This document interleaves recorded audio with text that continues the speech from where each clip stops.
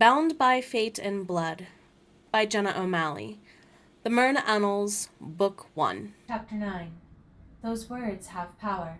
Our princess and her escort finally arrive! A drunken Irish lilt hailed from atop the lusty strumpet's plank. A strawberry blonde female smirked at them with short-cut curls swept under a ridiculously immodest hat.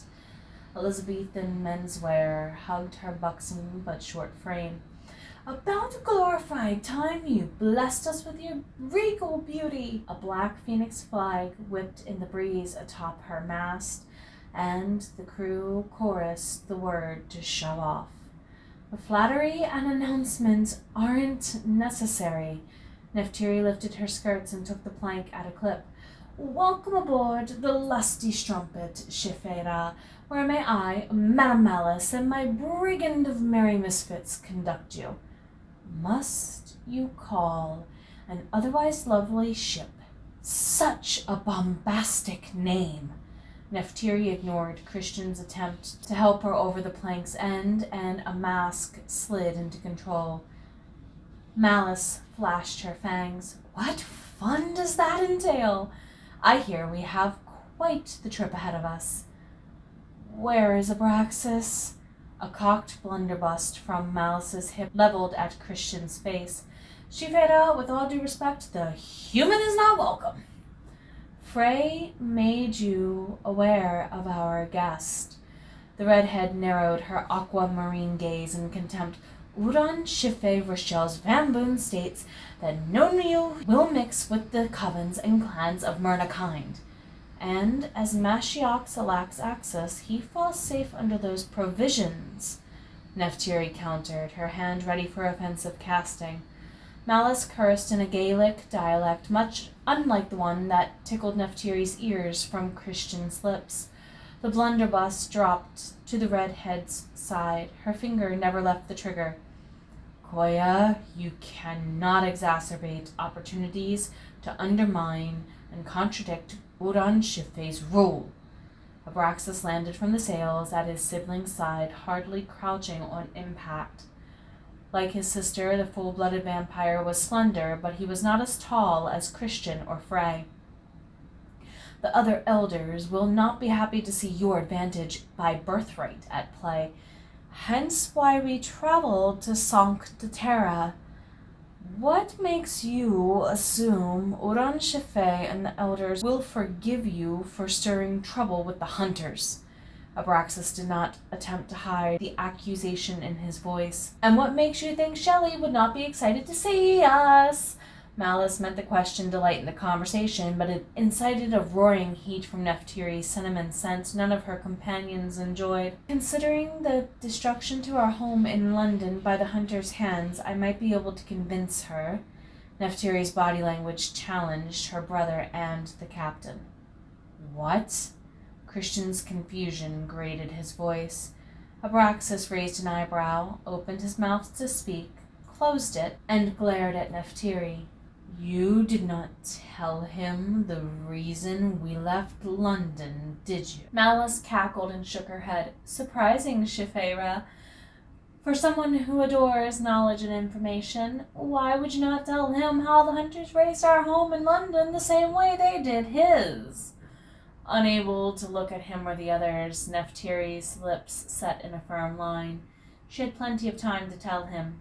An annoyed sigh escaped Abraxas at his sister's silence. Given things as they are, shall we rotate through battalion reports and permit Malice to begin our voyage? Yes, Koi. I assume everyone awaits us, Malice? The pirate nodded, tilting her hat in kindness. Naturally. I will stop by for my report when you have finished with everyone else. Abraxas brushed shoulders with Christian. The title Sunwalker doesn't make you one of us, Sinclair. While your existence insists on complicating ours, make yourself useful and help the crew. I'm not a babysitter, Abraxas! Malice waved obscene hand gestures at the siblings' disappearing backs. Her curses redirected to Christian and the rest of her crew, ordering them to make for departure. Once inside the captain's quarters with his sister, Abraxas gestured the door closed and locked it. Frey, Murakawa, and Harumi stood behind the table. Nephtyri shook her head at them with a scoff. "Stop treating me with such ceremony, especially when I smell the burning char of your anger.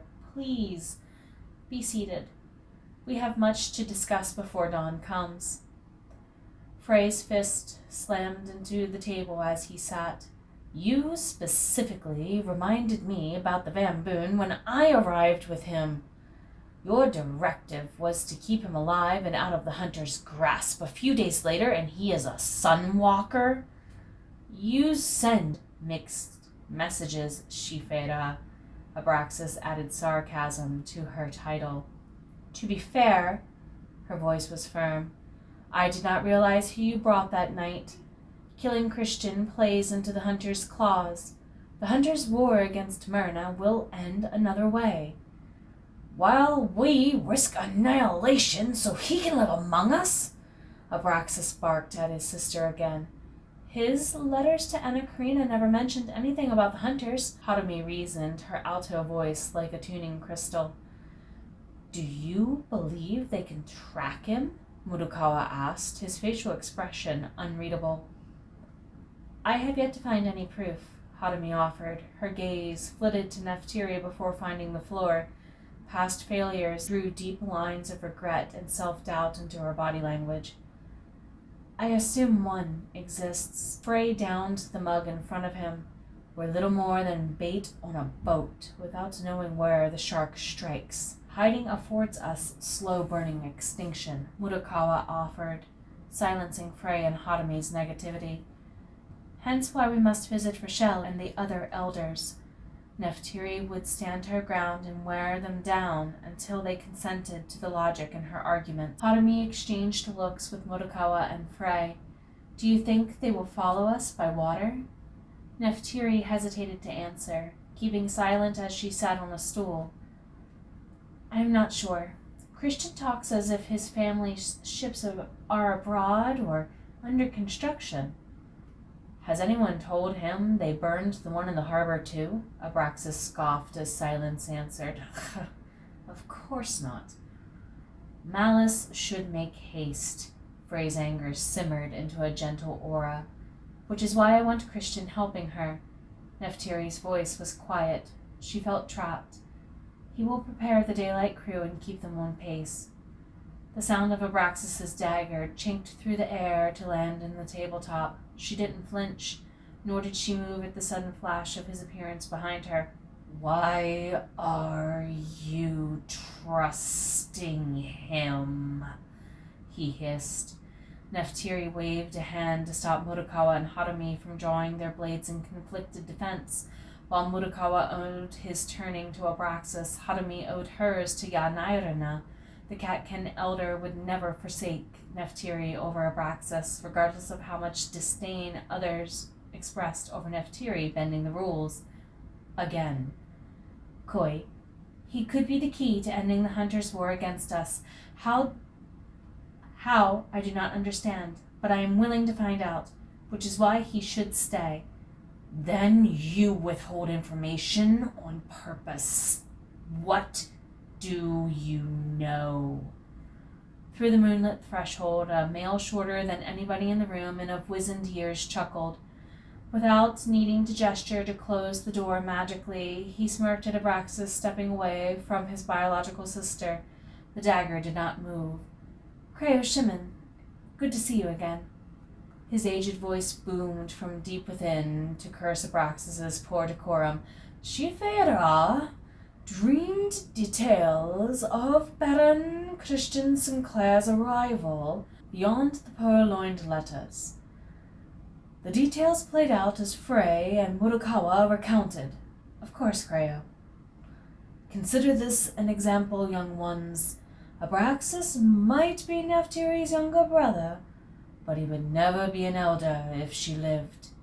Instead, his role as master militant could only be filled easily with a man of merit, or whoever made it to the Shefet. If he struck or spoke out against an elder, it would lead the Arsinoe Force Alliance to revoke him from their safety. Given his role in Bloodline, he he would turn any hunter a prophet. Frey and Hadami chorused their support in their own languages, and Abraxas glowered at Mudokawa. You may feel that Nephtyri does not run this coven as you would in her place, Abraxas. You do your lineage a great disrespect by questioning your greatest ally, even if elected exile binds her hands. Growling at the truth in the older vampire's words, Abraxas grasped his dagger and sheathed it. Many apologies. Creo Shimon nodded to the end of the subject. We should ensure all elders have been asked to meet at Sancta Terra once we arrive in Flanders. We have yet to hear back from some, and it is not like them to be quiet in troubled eras. Frey's chuckle broke the airs, smothering tension into dust. Well, this trip might be an entertaining reunion. Good thing the wine is ready. Nephtyri's stress melted away. Speaking of which, how fare your party plans for tomorrow night? Frey smirked. I have not the slightest idea. I know better, Turnling. You and Malice look for excuses to celebrate and drink.